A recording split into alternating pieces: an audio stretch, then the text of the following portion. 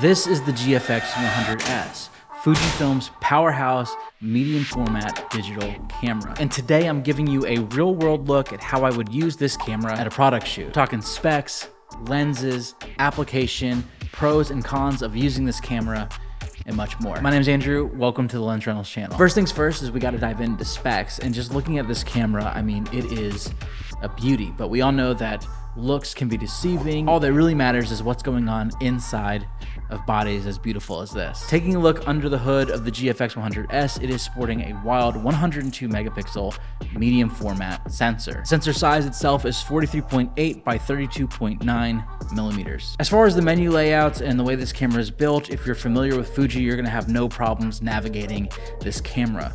I do love this little LCD top screen here that shows me all of my image information. I love the simplistic switch of the movie and still modes. And honestly, the size of the camera, it feels great in the hands. I think that was one of the main complaints with the first GFX, is that it was just large, and this feels really good and way more manageable than a large clunky camera. Form factor wise, it feels very similar to my Canon R5. So we know that this is a medium format digital sensor, but what's interesting about this is the processor in here is also pretty solid. It's the same processor that they use in the X-T4 and the X100V. It's called the X Processor 4. So the same brains that power those cameras power this one, and that allows for really quick and concise image processing. You need a high-powered processor in a camera like this because if you're shooting RAW especially, the file sizes are massive. Medium format is no joke. On top of everything else, they even stuffed some pretty interesting video specs in this camera. When I first saw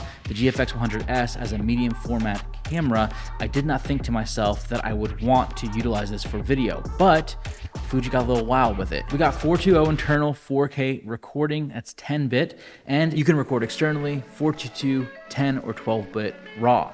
So, lots of power here. Again, something that I did not think I wanted, but now that I know that I have that option, it's pretty enticing. The GFX has a Fuji G mount, and today I'm pairing the 30, 45 and 80 millimeter GF lenses with this camera. In the studio this week, we were talking about if we wanted to mention this, but just so you know, there is a crop factor with each of those lenses. So my 30 millimeter is actually going to be equivalent to an 18 millimeter. My 45 millimeter is going to be roughly equivalent to a 28 millimeter. And then my 80 millimeter will be equivalent to a 50 millimeter lens. So that's one layer that we've cut through on this awesome little camera. Specs are enticing, but specs means nothing if we can't see it in action. So it's time to do some product photography. So I'm starting with the 30 millimeter with the GFX, and I'm really excited. We are here with our friends at Comeback. It's a local cafe and coffee empire here in Memphis. Let's see the product. Let's get it in frame.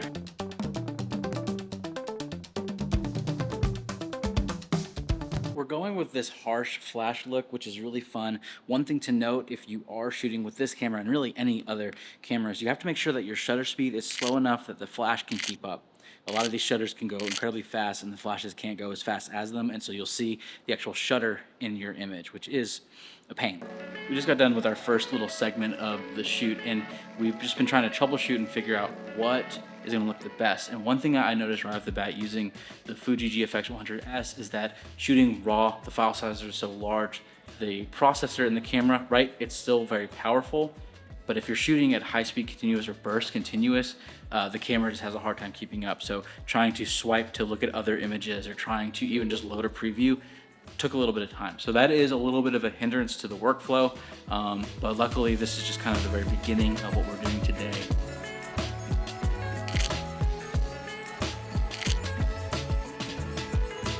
So we've hit our stride, we're finding the shots that we want and everything's looking really vibey. One thing that I discovered, again, while using this camera, is that you can actually change the type of shutter that you're wanting to use. They have electronic shutter, a manual shutter, and you can also do a front curtain shutter. I have it set right now utilizing the mechanical and the electronic shutter, which means that my frames per second can go up. I can also sync a little bit better with this flash, but everything's looking really cool.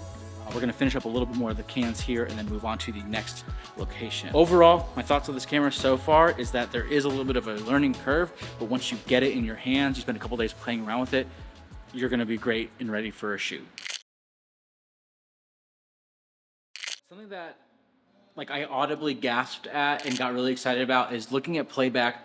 102 megapixels is no joke. So this 80mm lens has a specific minimum focus distance. I don't know it off the top of my head. I'm gonna put it here on the screen. But what's amazing about that is that even if I have to be super far away, 102 megapixels means I can punch in an insane amount. And here's evidence of that in this photo here. Here is the standard image that we took, and then here it is punched in.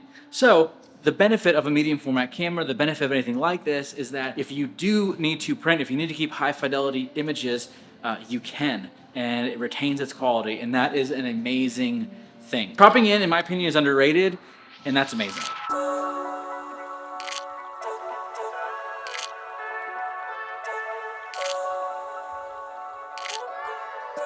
So the other thing I like about this camera is the screen, that it snaps in here. If I'm shooting vertically, I can pull it out this way so I can see everything that I'm doing. Snap a photo.